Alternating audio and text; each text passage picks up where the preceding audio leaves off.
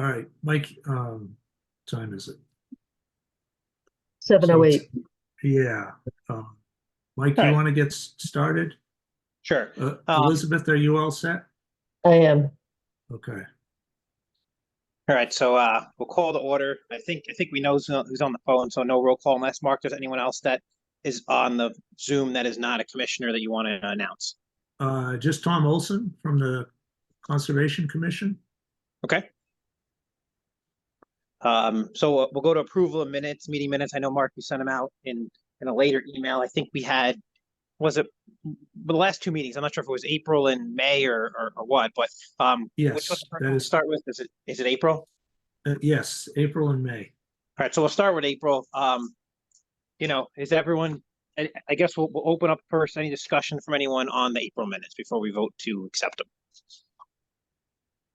I had no suggestions or corrections. Nor do I. All right, so I'll ask for a motion to accept them then. Also move. All right, I'll second that. And then any opposed?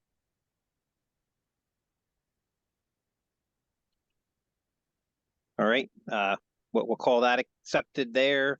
Let's go to May. Comments on the May ones. Oh, floor is open. No comments. Okay. Someone want to make a motion to accept them then? Jim, I Sure, think you have motion, to. yeah. And I guess I'm left to second it.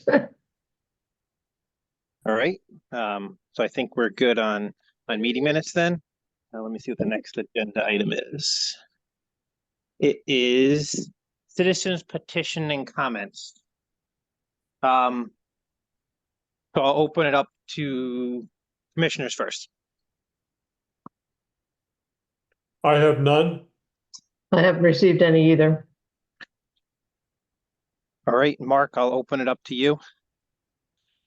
Yeah, nothing really outstanding. Okay.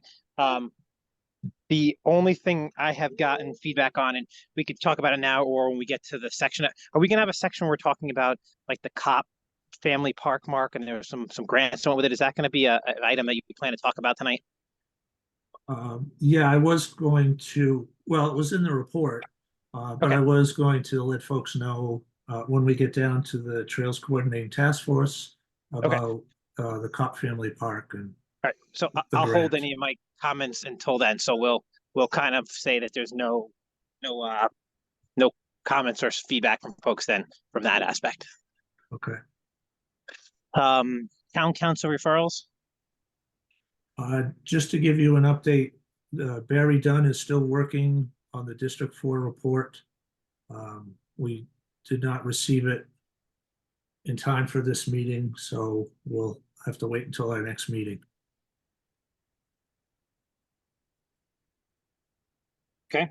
We'll go to correspondence or communications from any commissioners. I think that's kind of almost the same thing as petitions, but we'll open the forum. Nothing from me. Nothing for me either.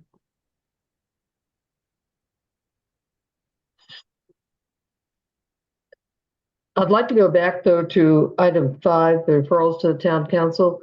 Mark, are we meeting in July? Is the commission meeting in July, or will we not see the Barry Dunn report until August? That is correct. Okay. Yeah, we do. We typically don't meet in July, That's what I was thinking. and we don't have anything scheduled for this July.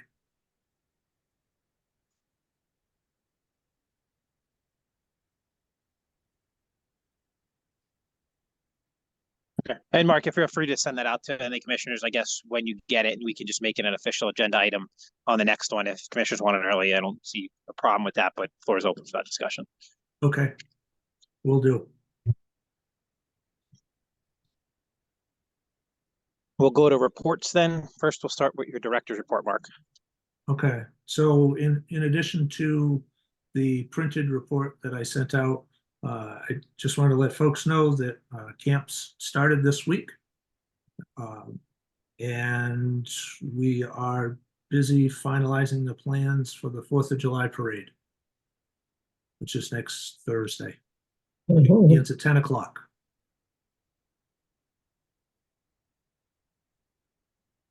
And as you can see in the report, our concert started last week. We had our Tour de Noank race back in the early part of June. So things are ramping up.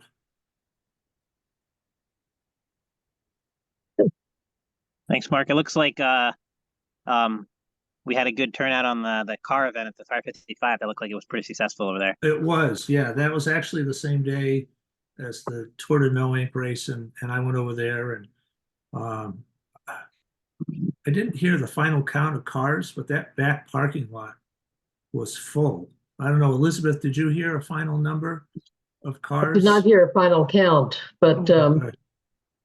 it was full.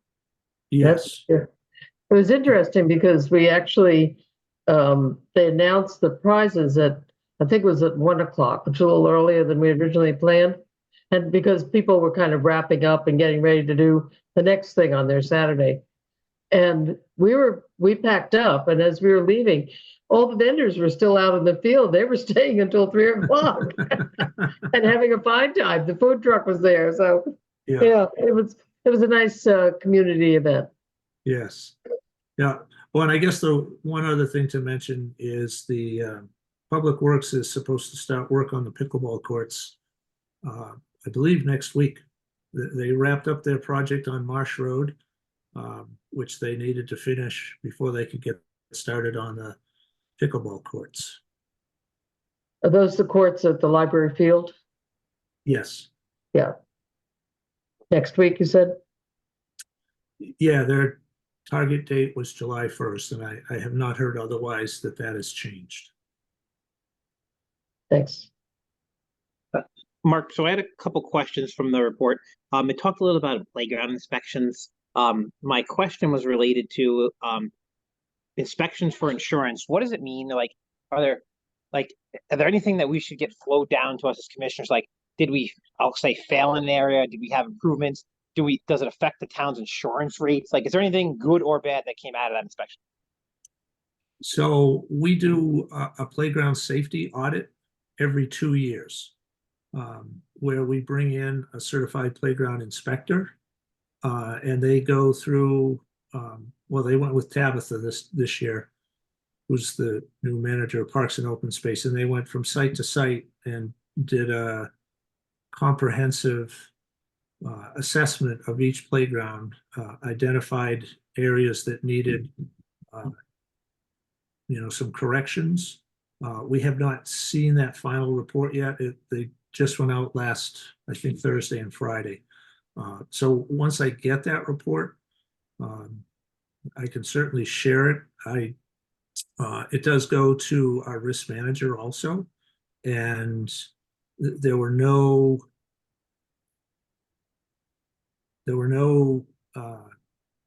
severe issues. There was, we need more chips in different places, and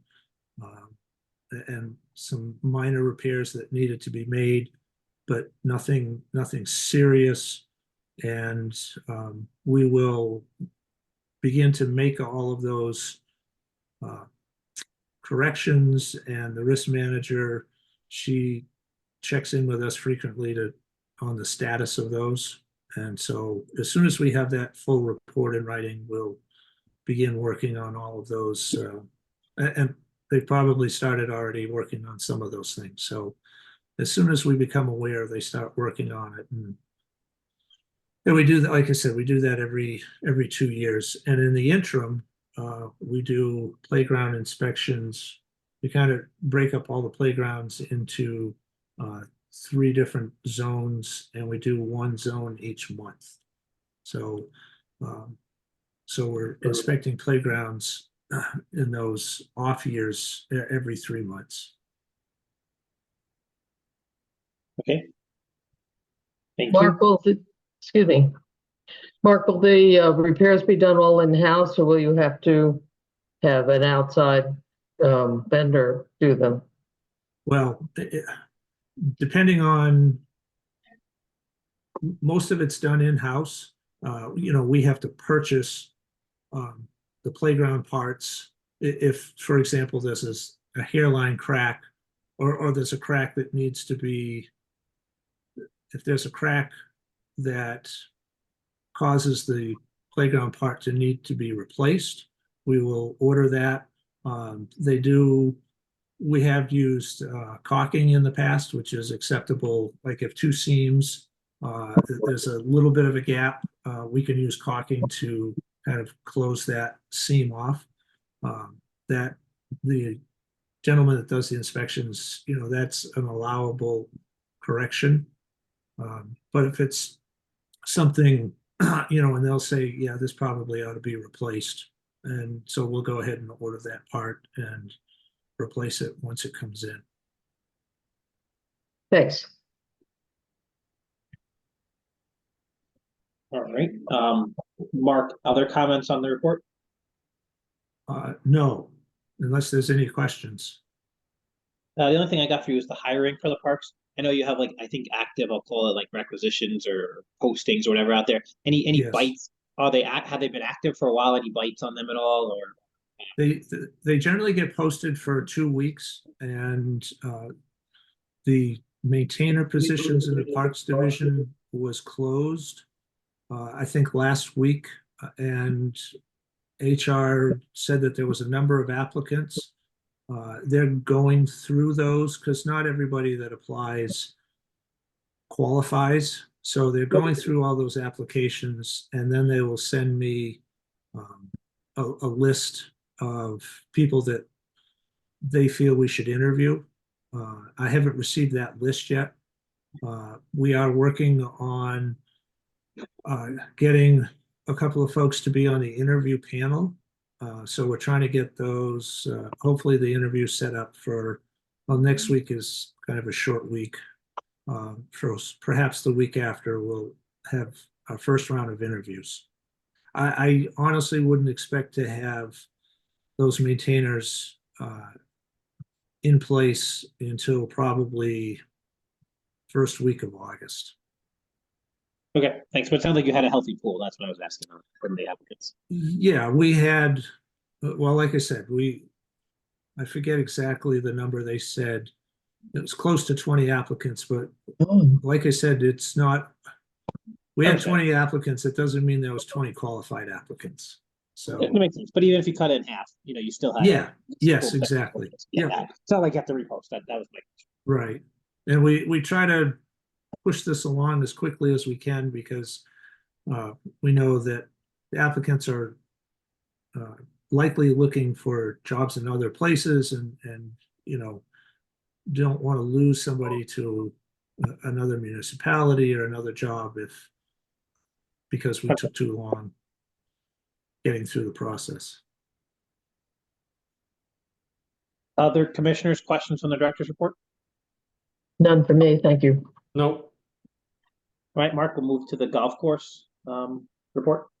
Okay, so the CIP projects, there was one scheduled for this spring. Due to all the rain, the contractor got backed up on another project that they were working on.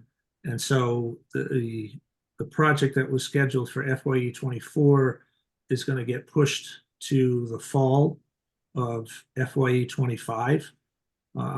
Eric was concerned that, and I think he made the right call given the weather that we've had the last 2 weeks. As we get closer into summer, tearing up sod and putting down sod and trying to keep it green, it gets to be a real challenge, especially if in this hot and humid weather. And he was also concerned about, we have the Connecticut Senior Open coming up, and he didn't want the course torn up. So the project that was scheduled for FYE 24 is going to take place in the fall, and we're actually probably going to be able to save some money because there was a project approved for FYE 25, and so they're actually going to work on both projects at the same time. So, so there'll be a savings there. And play at the golf course remains brisk. we are wrapping up the fiscal year in just another few days, and we'll have a pretty good picture of exactly how this year was for us. But we had been month to month running about 100,000 ahead of last year. What will the effect of having the two projects going on at the same time in the fall have on the ability to use the course? They make adjustments. They'll set up temporary greens. If they're doing green work or, temporary tee boxes. Fall really is the best time to do the work. It's easiest to kind of grow grass and make sure that grass does well, just because of the weather is favorable in the fall. And I mean, there'll be some impact, but it's not going to close the course. Okay, Yeah, I mean, because so essentially we're combining two projects and doing them at the same time. And, we have done large projects before, and it hasn't impacted play on the golf course significantly. And the golfers all, they're looking at the long view, and they're like, yeah, if I don't have to deal with that bunker anymore, then I'm happy to make some adjustments while they're, making it fixing better. that. Making it better, yes. Yeah, good. Yep. Yeah, I didn't have any problems when you did the big renovations last year. Jim can probably speak to his experience too, but it went smooth. They had good stuff marked out, so I felt it was a good in-work process last year. Yeah, well, Jim's in the bunkers all the time. I mean, I've seen him play. Yes, exactly. And I'm glad that's a good lead-in, Mark. Could you ask Eric if they could groom some of those traps a little better? I know there was a lot of water this spring, and you could tell. Yeah. And I don't think we want to bring in more sand, because that's all they do is bring in sand, and it just gets compacted. I'm thinking hole 8, 9, and 16. See what Eric thinks about that. It would just be a matter of going through and kind of, what would you call that? Just kind of grinding it up a little bit, getting some air in there. Oh, because it's Almost pretty like muddy. I'm thinking. Oh, I can muddy. think of Oh, okay. off my head, 8, 9, and 16 is a good example where they're just all compacted. And I would think he'd do that anyway before the senior Oh, open. yeah. It's really Yeah, bad. they will ramp up. Yeah, but see Maintenance. what he can do. Yeah, Sure. they're Yep. not good this year, but the course otherwise, yeah, pretty good with all the rain. The fairways are in decent shape, so yeah. Good. One other follow-up question, were you able to get the asbestos mediation completed? for that Oh, project? yes. Yeah. And Okay, great. their construction, yeah, the asbestos was mitigated a couple of weeks ago. And I think if they're not back yet, because they may have had to move to another project, because they got pulled off that project for a month. They can't sit idle, so they may have jumped to another project. And whenever that project wraps up, they'll be able to get back to Shennecossett. But I have not, it's a public works project, so I have not heard when they're going to be able to come back. I was there, what's today? I was there yesterday, and I didn't see any construction going on. So like I said, it could be that they jump to another project, and once they've wrapped that up, then they'll get back to Shennecossett. And hopefully we won't have any more surprises. Good luck. Yeah. Mark, I had two things for the golf course. One, kind of I guess an FYI, and we kind of, I know me, you, and Jim have exchanged some emails. So the flags, just so you know, like I played there a couple times the last couple weeks. There's an active petition going around. I don't know if it's made it to you yet. Basically, to go change the flags back to the the three colors indicating front, rear, or center of green. I don't know who's doing it. I know one of the guys was there last time I played a week ago asking for signatures. So no, it's coming. I think a lot of people want it. I think that's going to be something coming up. I personally would want it also, so I did sign a petition, but I just let you know that that is something coming up that probably will hit your radar. Okay.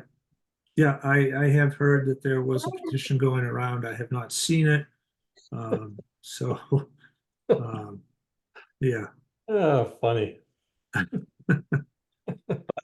And then last time we talked a little about after the meeting a little bit informally about like maybe adding a driving range in there. I guess my question is, I know it's not going to have something that happens next month, but is that something that we can pursue? Would that be something that would have to be like a CIP product to study it, or like what would be what do we do do we just have a conversation with the golf course and you come back and tell us you think it's possible or not, or what would be our steps to move forward from discussion to action plan if makes sense?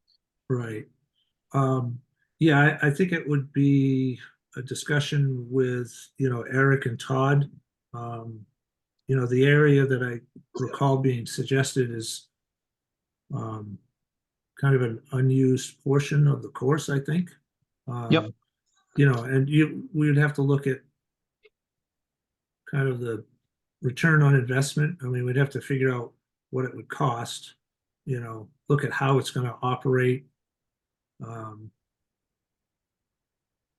Because, well, there's the driving ranges, there's a whole level of customer service from, here's a bucket of balls, walk down and drive to, where ones pop up automatically after you've hit one. So, I mean, we'd have to kind of figure out the logistics of doing that, figure out the cost and look at, what the return would be. So I suspect that the fencing alone would probably be a CIP, that's going to be in excess of $25,000.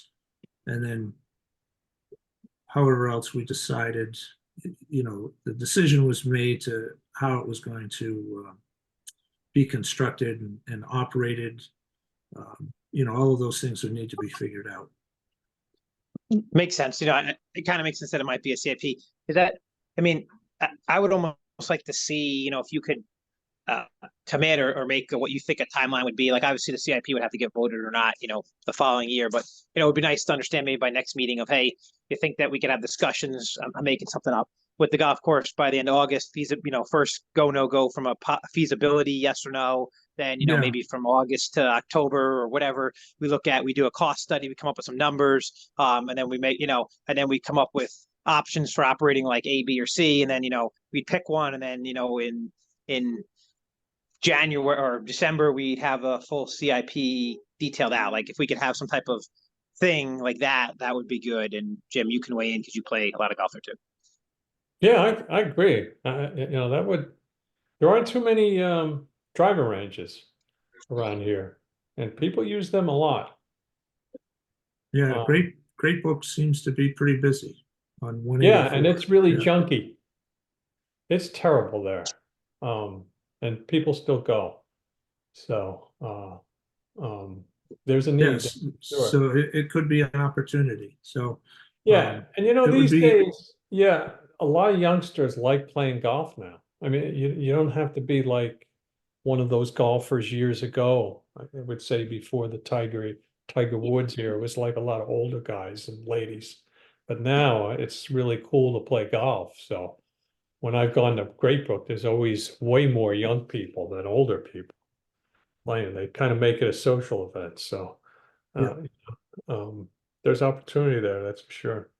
Yeah, that's what I asked Mark. If it's something that feasibility go, no go, maybe we make the decision to go do some studies of cost. It might even be something for a CIP where I would think this is something that, unlike the rest of the CIPs we do for putting playground in, there's no really return on investment, right? It's quality of life for a person. But this could be something where you show, hey, we spend $400K, I don't know, high, low, or different, but over a 2-year period to recoup it, and then we actually make money from the driving range. This could be a CIP where it's like we're looking for this, but it's more of a loan to pay back rather than we use it and we never really have a return. So I think that could go a long ways, pitching the CIP up, because it's that then they see a positive income from it. So it's actually a cash maker, but really that's not what we're doing it. To me, it's quality of the being able to hit a couple balls before you go out.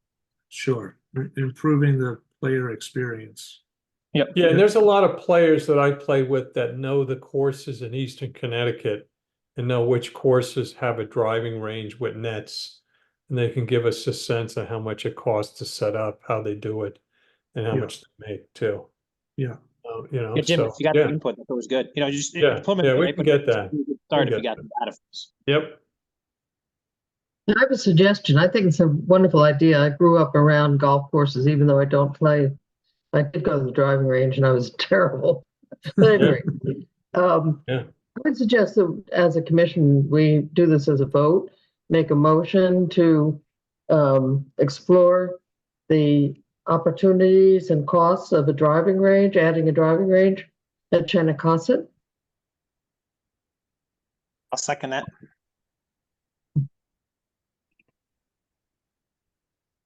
Do we do a vote then too, or I don't, since it's kind of impromptu? Yep. All right, so we'll do a vote. I'll say aye. We'll just go around. Aye. Okay. All right. I think golf course, anyone else have anything before we move to the Trails Coordinating Task Force? No, All right, Mark, we'll move to the Trails Task Force for you. Okay, so we had a Trails Coordinating Task Force meeting last Thursday, and the big news that we shared with everybody is the town received a recreation trails grant for $143,000. And the proposal that we submitted to the state and was approved was to continue making renovations to the trail at the Cop Family Park. So if any of you have been out there, I think it was eight years ago, we started on this project. And as you walk in, there was the kiosk and the stone dust path, and it goes off to the left and then goes off a little ways to the right. And if you walk past the dog park, there was a new bridge put in. And so the proposed work for this time includes renovating the trail it's going to go past the dog park out to the bridge, and then actually even past the bridge. Our long-term goal is to make the yellow trail fully accessible. It would be a giant loop. And so that's our long-term goal, and we're taking another good step towards that with this grant. That's So Mark, terrific. is it basically that you're going to have a certain, maybe a 4 to 6 foot wide paved path, you're saying, from the parking lot to that past the dog park to where that bridge is? That's what you're kind of getting at? Yeah, that's part of the session. It's not paved, it's going to be stone dust. So it's still permeable, but it's hard enough so that somebody with a walker or a wheelchair will be able to utilize that path. And most of that loop, the path is pretty level, which works in our favor. I mean, there are a few pitches, but it should be pretty accessible. We also included some money in there to actually have the department purchase a wheelchair that's designed to go on trails. So we will have that available to the community. So if somebody is an individual that's mobility impaired, would be able to utilize the wheelchair that's designed to go on trails, and would kind of open up a whole nother world for them. So we're pretty excited about that. Okay, cool. So would it stay at the dog park then, or is it just like a multi-use wheelchair? No, it wouldn't have to stay at the dog park. We'd probably keep it at Spicer House. It's something that breaks down and could go in somebody's trunk. And, people would reach out to us and say, hey, I'd like to have access to the chair. There'd probably be a security deposit just to check for damages. and then somebody could use it and then return it.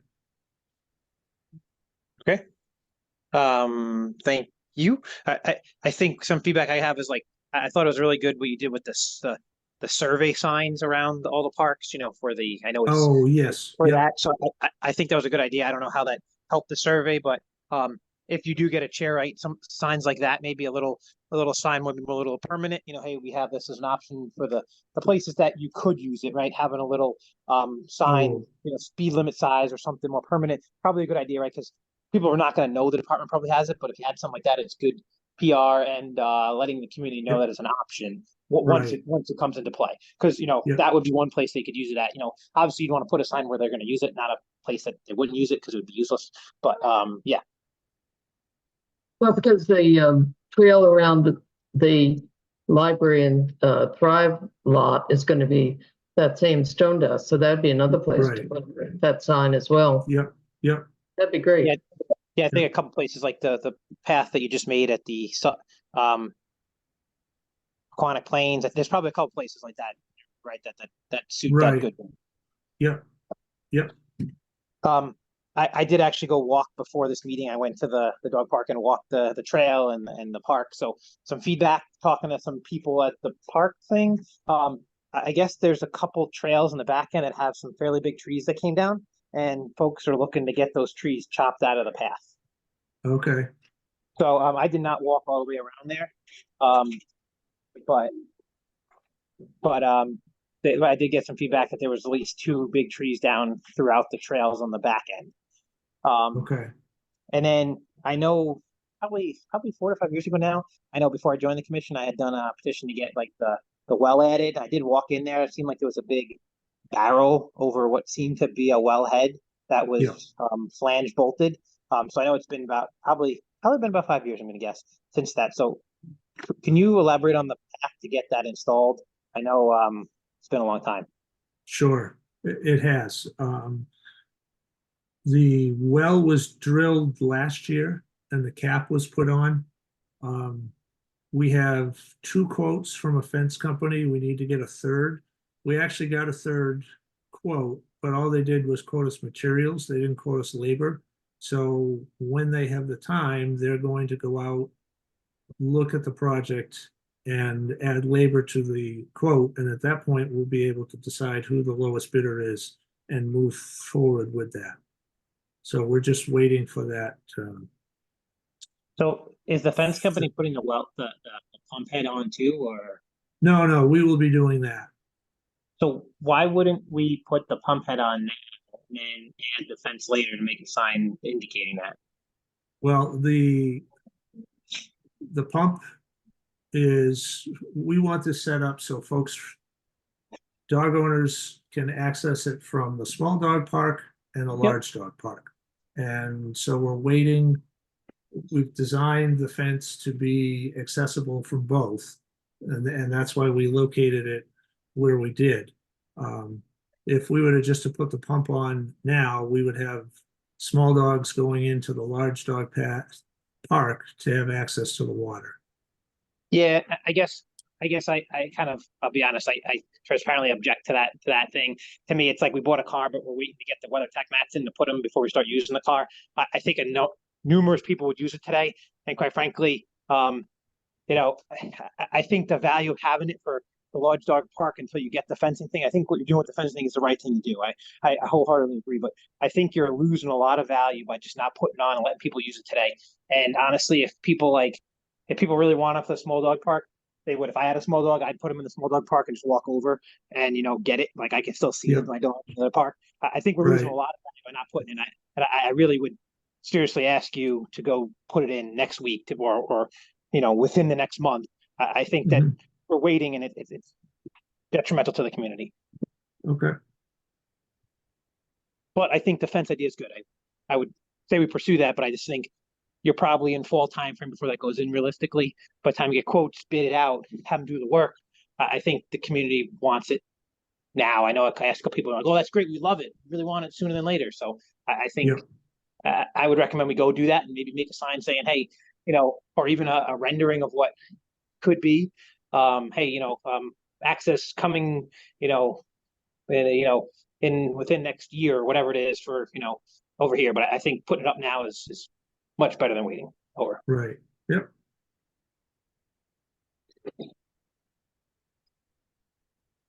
Floor is open for other commissioners.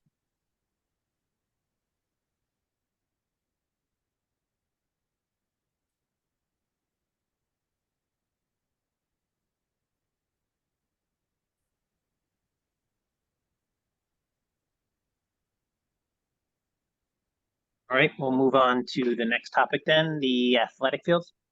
All right. I just realized that Tom is on this call. And Tom, I apologize. I should have moved you up. No, go ahead, just stay in your discussion. Next guy coming up, so don't worry, I'm in no rush. Okay. Thanks. All right. And yeah, Tom, I'm sorry. I forgot you were so quiet. I forgot that you were there. So I did share in the packet the draft presentation from Castle Blues on the athletic field surfacing. Again, this was just a draft. It was presented to the Athletic Fields Task Force a couple of weeks ago. They are coming back in July with, there was some questions asked from the Athletic Fields Task Force, and they're going to provide some more information. And we've also started and I believe it's going to go out this week, we're going to start pushing out information about where the whole athletic field task force is as far as, what stage they're at, push some more information about, why the athletic field task force is looking at more athletic fields. And so we're going to be putting some posts out on Facebook and Instagram and kind of in preparation for a public meeting that will take place sometime this summer, but I'm not sure exactly when. And then they'll also be going to the council to get some direction on, once we have some solid numbers on what it's going to cost what the potential costs are to build the fields, and put in all of the amenities associated with the fields. Excuse me. So at some point, like I said, there'll be a public meeting just to share and take more comments before we go to the council. So Mark, will these three sites be considered as separate projects, or will it be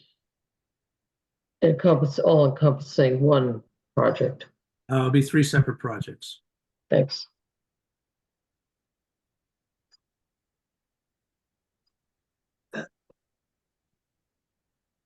Mark, did the task force weigh in? So I know you kind of a thing on the synthetic versus the field. There's a lot of good info in there between total cost ownership, play time. So basically the summary I got out of it was, hey, it's actually cheaper cost monetarily wise over a total lifestyle cost to have a real grass field.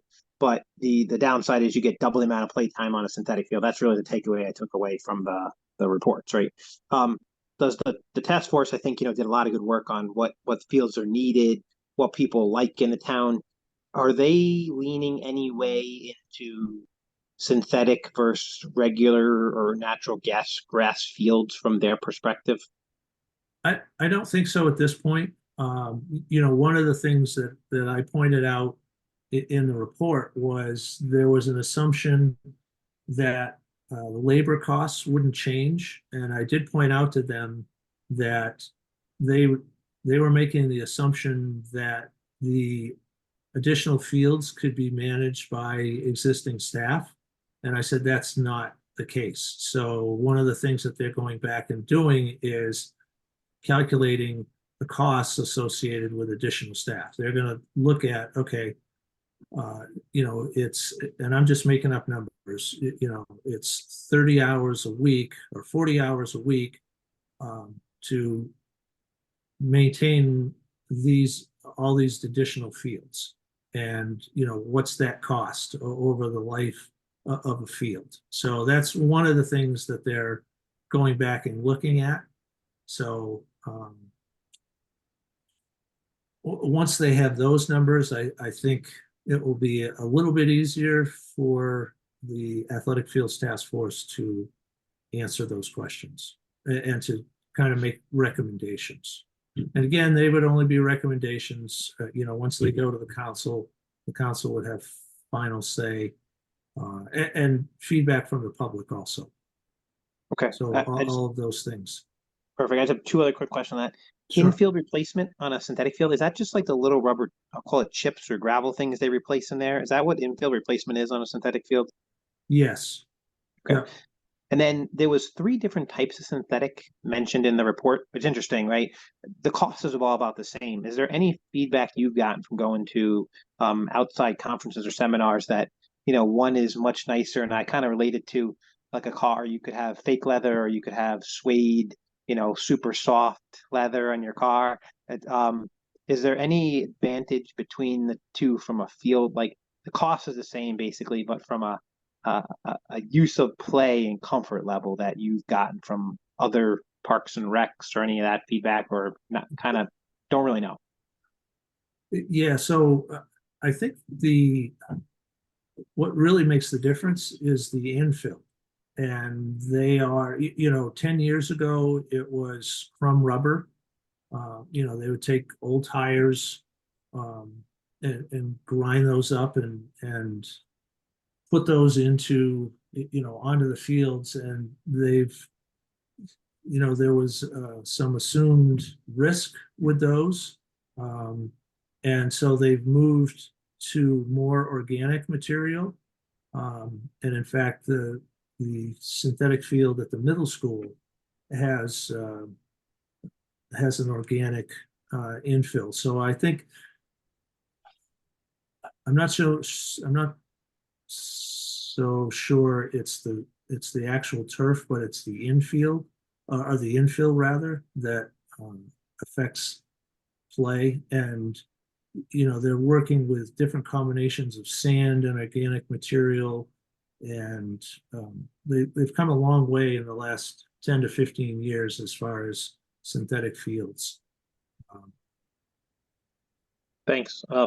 Floor is open for other commissioners' questions. No questions. Well said, thank you.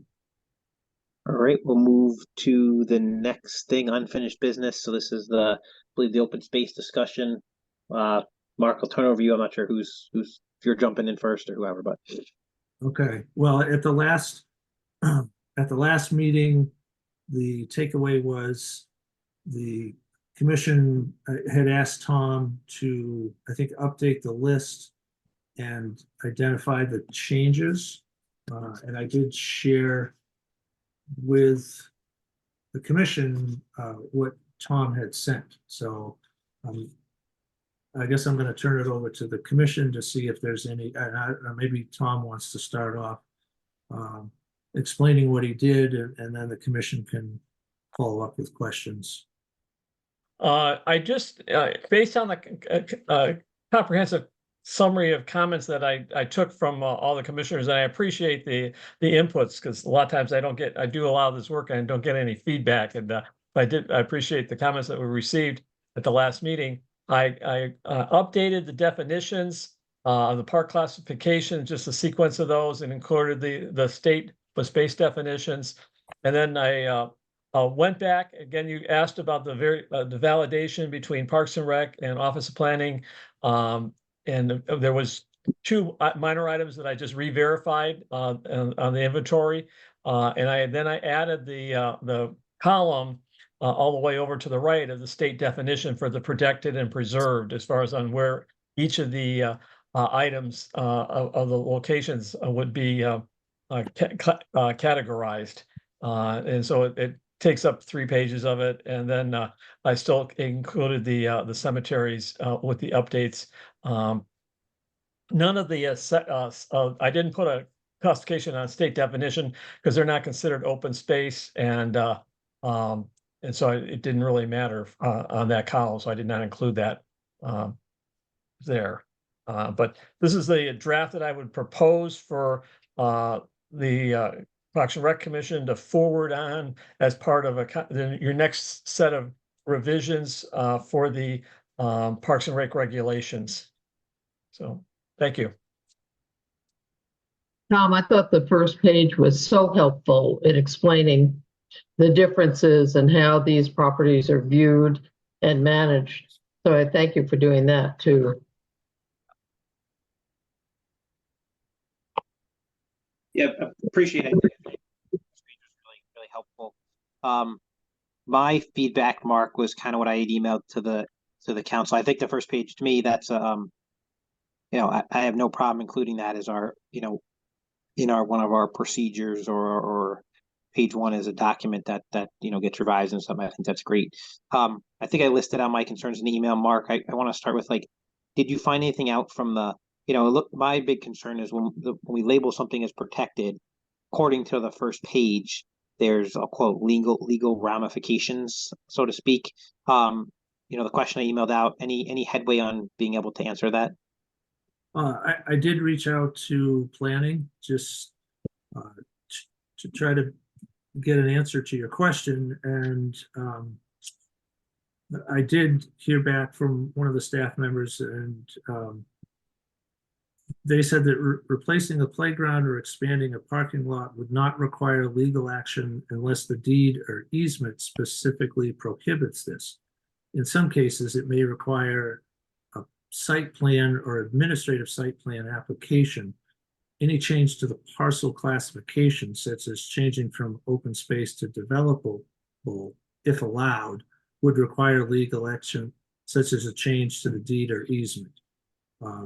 So there are some parcels that were funded through state money, and I can think of a few parcels where the town received funding from the state. And so if we were to say, like Boulder Heights, if we decided we wanted to put a baseball field in at Boulder Heights, we would have to go to the state and go through whatever process. I'm assuming it would start with deep, and then we would have to go through the state to make that change. Sassacus Nature Preserve, I think there was some funding from the state for that also. Trying to think of the other one. Sparkle Lake Conservation Area. And Tom, I'm sure Yeah, you can well, tell me. Yeah, what's really the items you just named all have a DEP conservation and recreation easement applied to those parcels, and that's really what is the controlling document that makes them, is one of the potential ways of making a parcel a protected open space categorization. And so on those particular ones that you just named off, they've all been have really probably the strongest level of protection, having a state operated state conservancy on the easement. And so there's a formal document signed out by the Attorney General. And to change it, as you said, it has to go back to the Attorney General's office through a formal process if there's any uses change it. And in those, each one of those easements is registered in the town land records. We do have if you need to know about those, there's actually a total of 80 easements on town properties that the town is holding right now.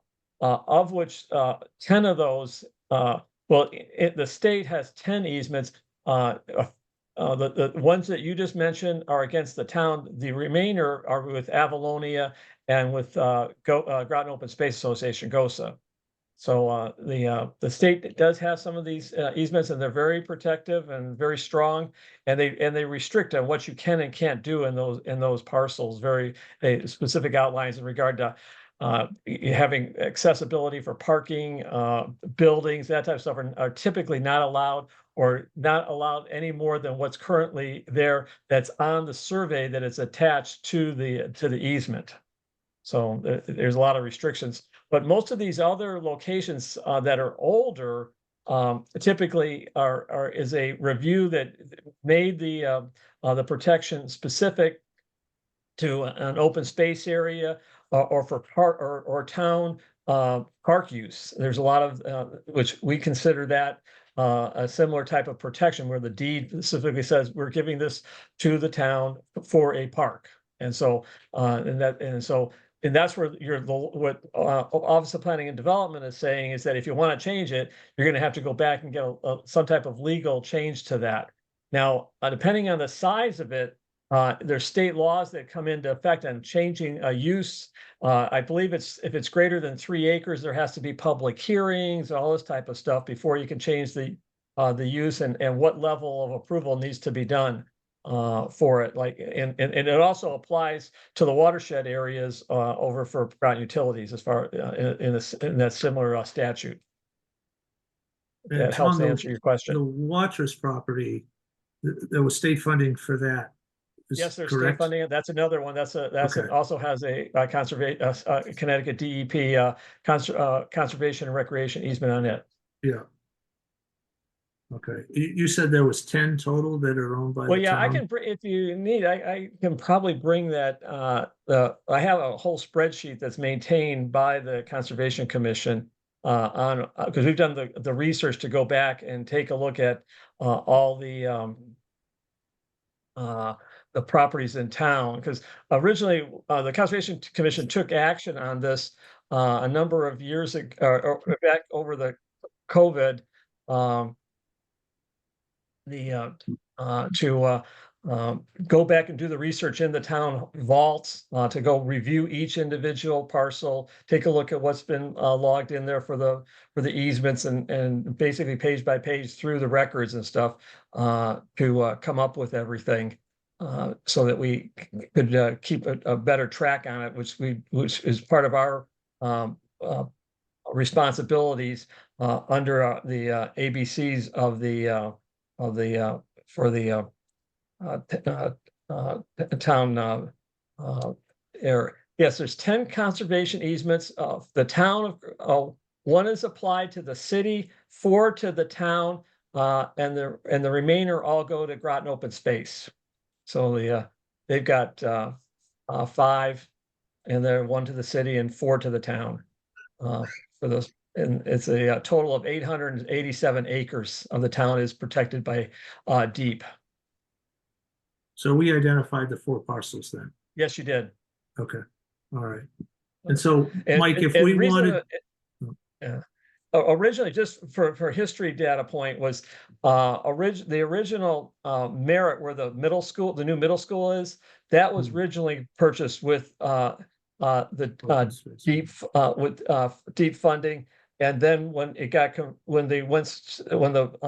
construction committee said they identified that location, the town had to go back to the state over a number of months to get and actually it ended up with more land. It went from 24 acres to about 50 acres that had to be protected as kind of a payback for it. That's how you ended up with Boulder Heights and the Sassacus, because they were not originally purchased by the town for the purpose of open space, but they were assigned now with this easement to make up for the Merritt, which was originally purchased with the open space funding from DEEP.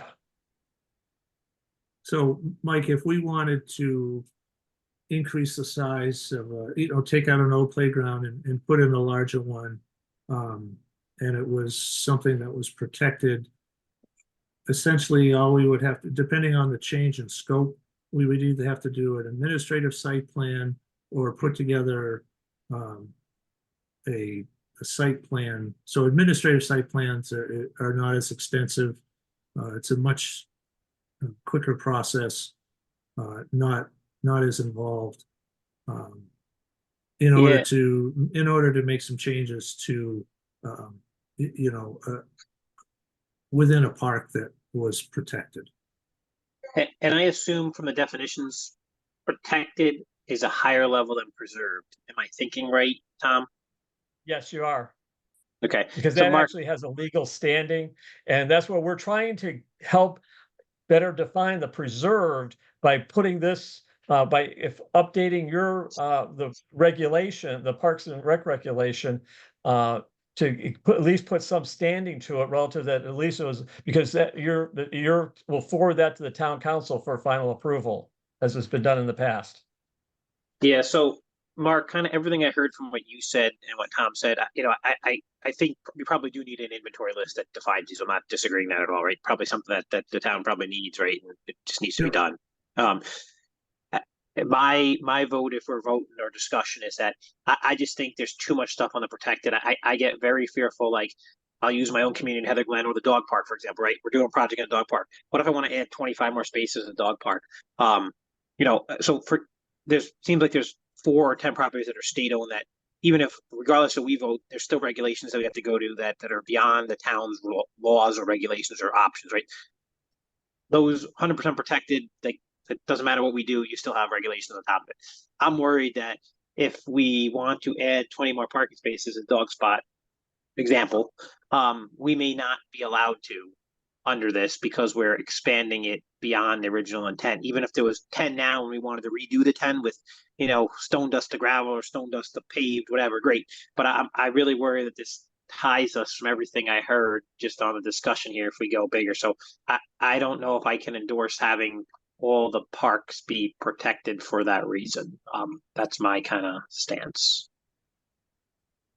I'm a little confused when you say all the parks being protected. The current protection is that the parks that are listed as protected, such as Sutton there in the first batch, and Farquhar, they're protected because you currently have already existing a legal document out that's recorded with the town clerk office that says it has the type of some type of statement in the deed that requires it to be in its current use. Now, when you get to doing something with that park, it's technically a responsibility of the activity that's going to do this, whether it's Parks and Rec Commission, Parks and Rec Department, Public Works, or whatever, to technically go back and find that that whatever they're proposing to do with this is within the scope of the original restrictions that came with that parcel. And this is one of the things that the town has been very poor about. We're not adding anything here. We're just making it more visible on what people should be doing. We're not restricting or doing anything here. All we're doing is highlighting to here that if you start doing this, you ought to be looking at what the restrictions are. And that's what really happened with this building committee on the merit, where they just said, oh, it's town-owned property, we'll just build a school there.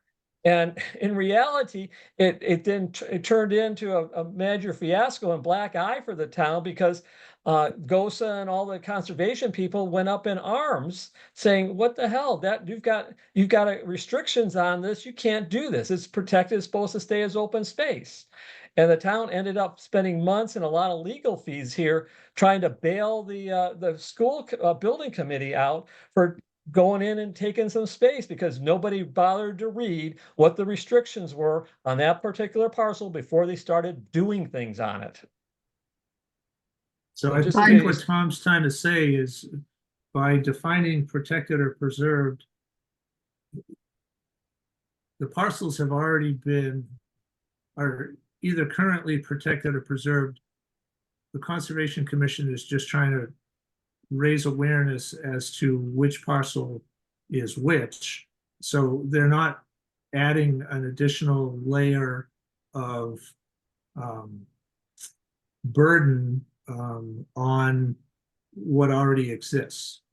Got it. Okay. Thanks for the clarity. Yeah, right? Word we didn't. Tom? Yeah. Exactly. Yeah. Exactly correct. I appreciate the backup. Got it. Thanks, Tom.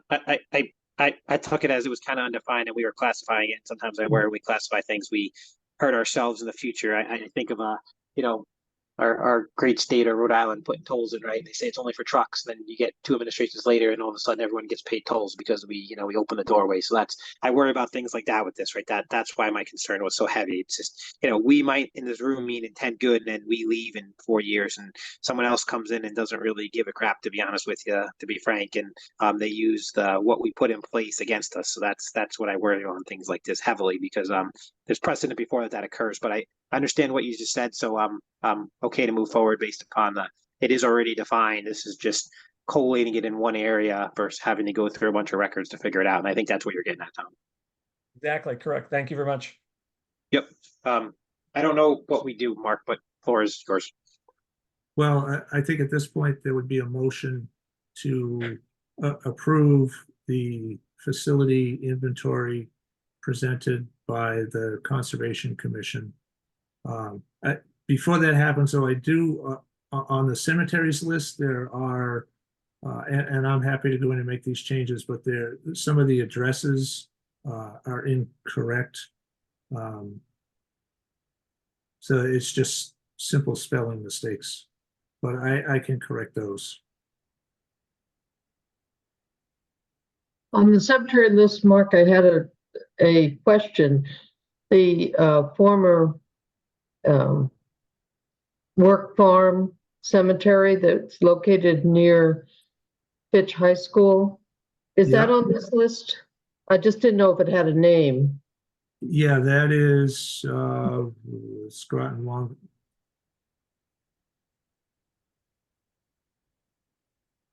Is Well, that the it's Palmer called- symbol? Yeah, I think it's 0 Groton Long Point Road, because it is right off of Groton Long Point Road. But I thought it was called Potter's Field. Well, there's another Potter's there, which is on, if you go up to the third line, 0 Packer Road. I Oh. think that should be Packer, not. Yeah, that was the Packer is actually supposed to be, there's a C missing. Yeah, it's Yeah, Packer that's what I was Road. thinking. Um, Oh, I see. Yeah, And then, I would have to check. Unfortunately, sometimes there's more than one 0. Like sometimes I'll be looking for an address and I'll pull up 0 Main Street, and like 4 different parcels will pop up as 0 Main Street. That's because the postal address, they're all tied to the postal addresses, which haven't been assigned yet. So, because there's nobody asking for an address at some point along the way. Okay, so I would have to look to see, because I believe there are 2 cemeteries off of Groton Long Point Road. One at the high school and one further down towards. Now, are these cemeteries that are maintained by Parks and Rec? Well, or just yeah, cemeteries that exist? That's right. the other thing. Yeah, that's the other thing. So these are the ones that we maintain, although we're maintaining the one by the high school. You actually maintain them, Mark? Like, you actually cut grass and do things, or is it just like land you Yeah, have? trim back the brush and yeah.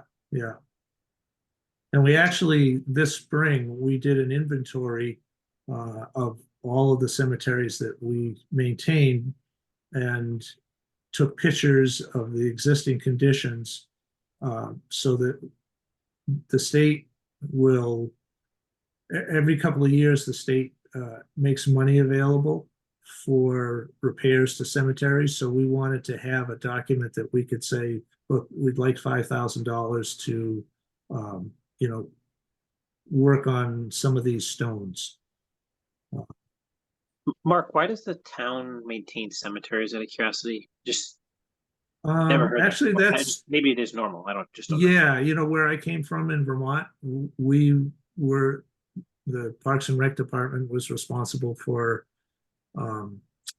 maintaining the cemetery. We would mow and weed whack, and it was actually an active cemetery. We wouldn't do the burials, but we would do the maintaining, mowing the grass and weed whacking and things like that. It's really kind of a town by town. Sometimes it falls under Public Works. Sometimes there's a Parks and Cemeteries division. So it really depends on the town. And in Groton, for whatever reason, these are cemeteries that we're responsible for. They were probably at one point maintained by a family or an organization, and the family members passed on, and the town felt an obligation to kind of maintain that cemetery, or the organization defaulted and the town assumed the responsibility of maintaining the cemeteries. I'd like to suggest that we give you time, Mark, to do the work on this last page so that this is a correct document before we adopt it for the Parks and Rec administrative policies. Okay. Do the other commissioners agree? I'm okay with that. I don't, Yep. based upon the discussion today, I mean, assuming that the I's and T's are crossed, I understand the need for it now. I understand why we define things that we did. I have no objections to the document. Maybe we just ask around assuming that the small corrections are made. Maybe we just go around commissioner by commissioner, make sure we don't have any objections. This way, when we do a vote next time, we know that it is pretty good. There's no other concerns. So I'm okay. Maybe we just go around one by one to make sure we're okay. Okay. Jim? Yeah, that's fine. Hey, one thing I want to talk about is, we as a commission are really just advisory. Is this kind of within our charter to be approving anything like this? Well, the reason I brought this to you is I assume that the parks regulation is a responsibility.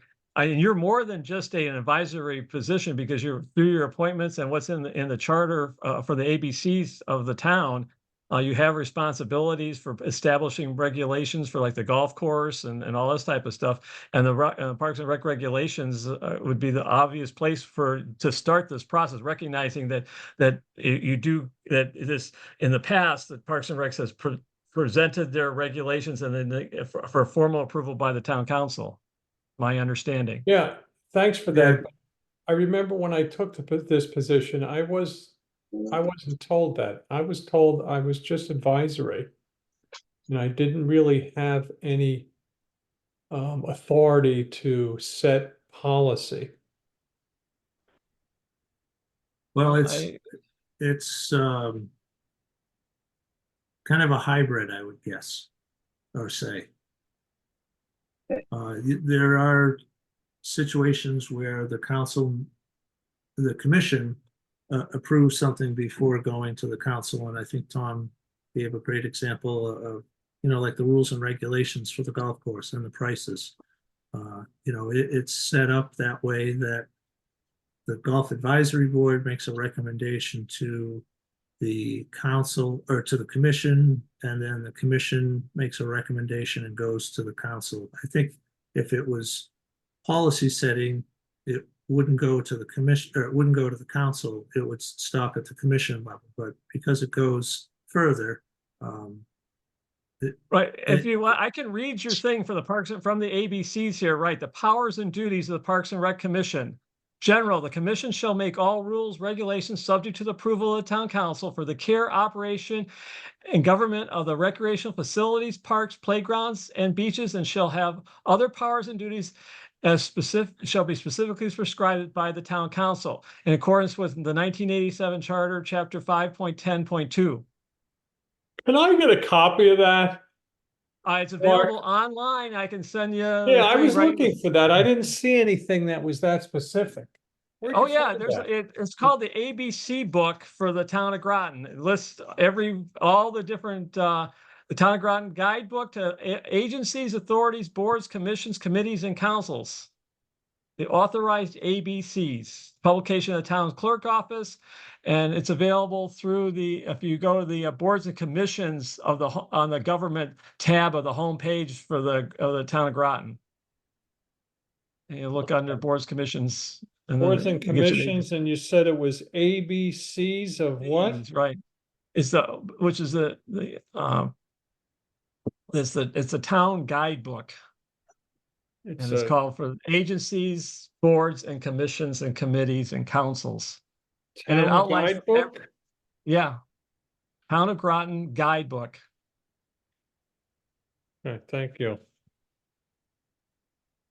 But it lists everything that's out there, and it has a page for each of the commissions out there, what your responsibilities are, what your appointing authority is, yada yada yada. Who your staff is supposed to be, what records you're required to maintain, everything. Thanks. Any other discussion on this topic? All right, I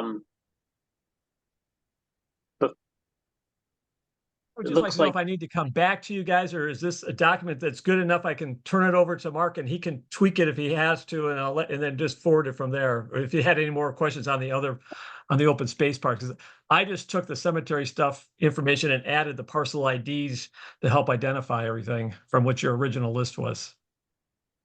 Mark, I'll let you choose, but I think the latter you just said, Tom, is okay, but I'll let you make the call, Mark. Yeah, there's a few spelling mistake, corrections, yeah. and then trying to figure out the, It's that a Word one document, that's- so you should be able to change everything. Yeah. And just confirming that the If cemetery you by want, the high school. I don't have any insight on any kind of updates that you had done in the cemetery world. If you'd taken on a new cemetery or anything, Yeah. I just utilized the last list. Right, yep. Just try to get it in the same format as the rest of it, and also to help put the parcel IDs in there. Sure. So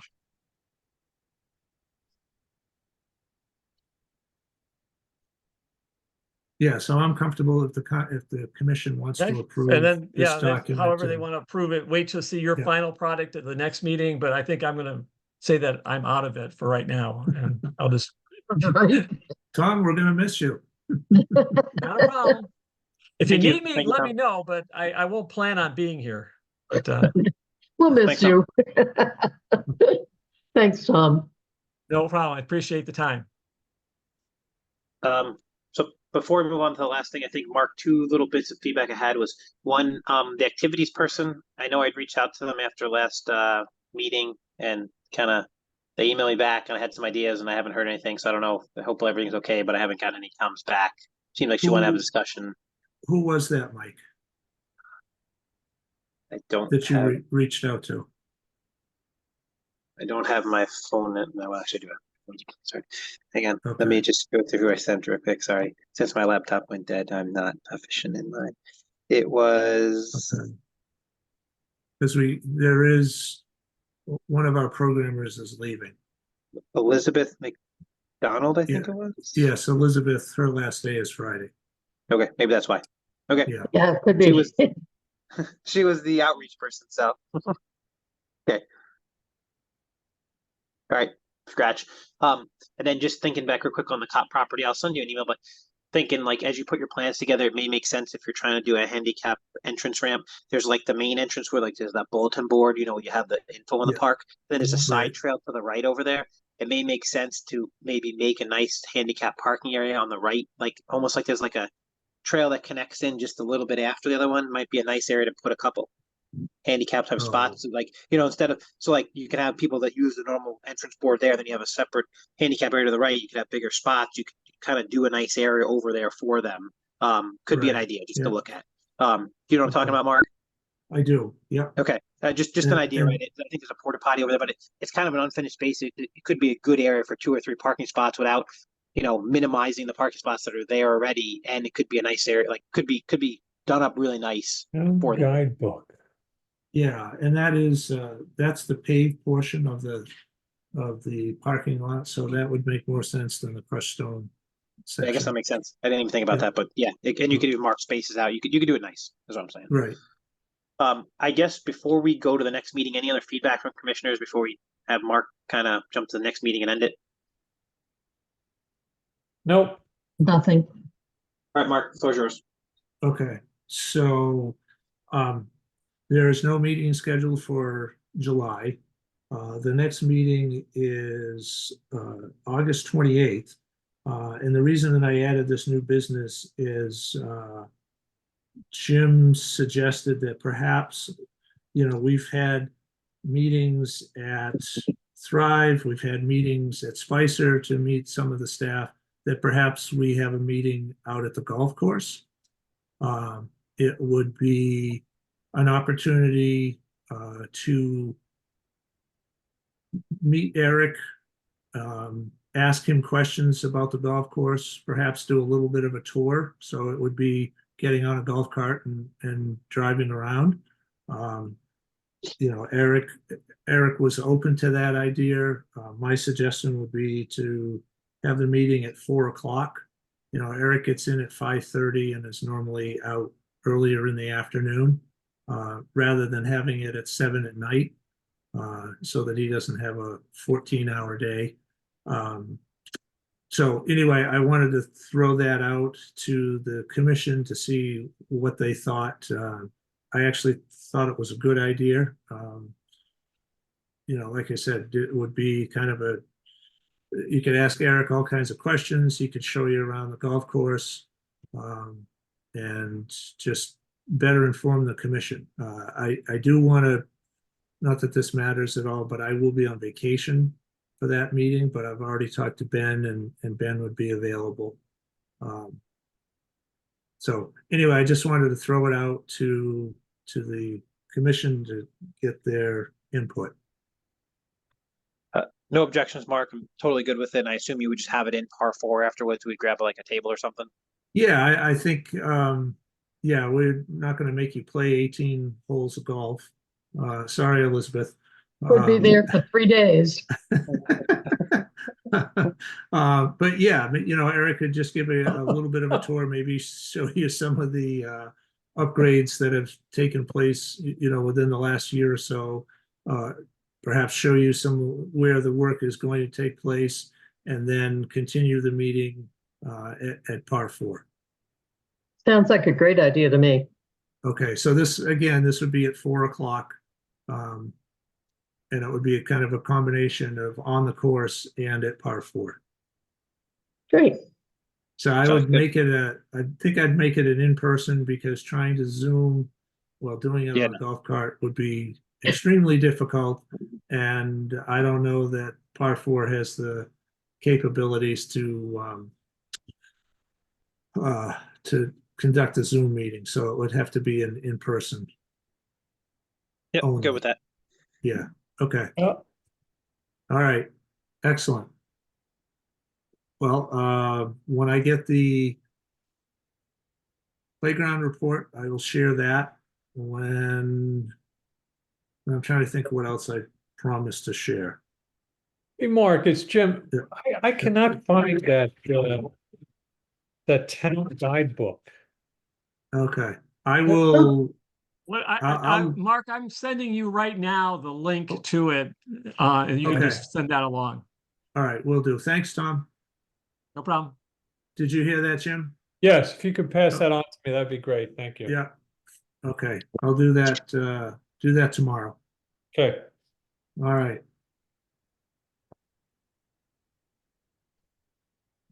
All right, I think we're good. I guess I do a call to close it or something. I don't know. Do we need a motion to close? I think we do. Yeah, we I will usually give do you a the motion. motion. Yeah. We need a second. I'll second that. Yep. All right, sounds good. I'm good. Have a good midsummer here, and I guess we'll talk again in August. Thank you. All Sounds right, good. thank you. Bye. Good night, everybody. Good night.